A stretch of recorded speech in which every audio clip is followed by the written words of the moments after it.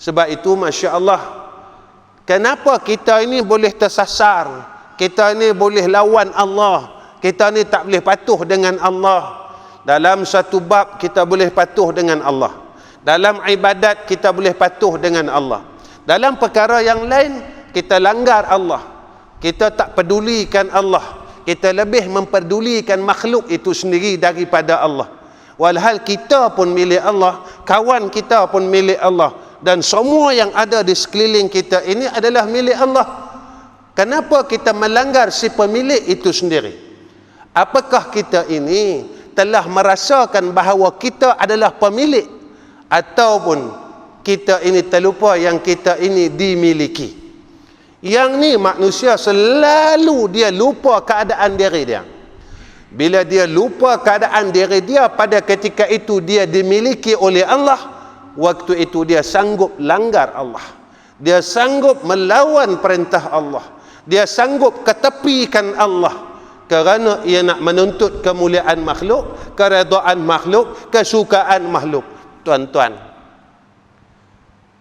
seorang ibu bapa dia ada hak dia.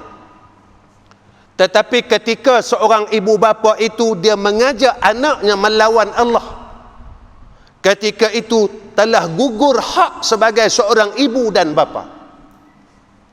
Tuan-tuan balik malam ni, esok pagi mak tuan-tuan berkata dengan tuan-tuan, bang, subuh esok mak tak bagi hang semayang.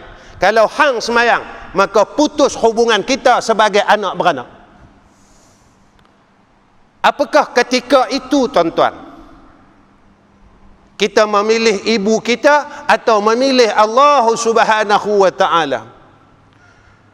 Ketika itu kita kata aku terpaksa ikut perintah mak aku, kita pun guna hadis yang sama.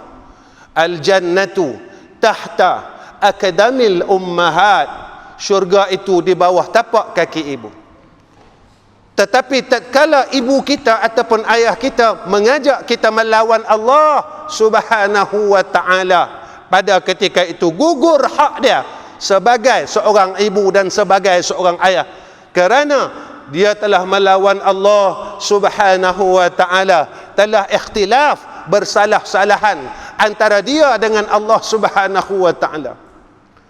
Ketika itu kita tak boleh akur, ketika itu kita tak boleh taat, kerana mak dan ayah kita mengheret kita masuk ke dalam neraka Allah Subhanahu wa ta'ala. Maka inilah berpunca daripada akidah yang tasdik, akidah yang tahqiq. Tasdik yang tahqiq, yang benar-benar dia beriman dengan Allah, aku percaya dengan Allah. Sebab itu Rasulullah sallallahu alaihi wasallam, sewaktu Nabi di Taif, Nabi doa dengan Allah, ya Allah, aku redha kalau semua orang benci aku kerana Islam ini.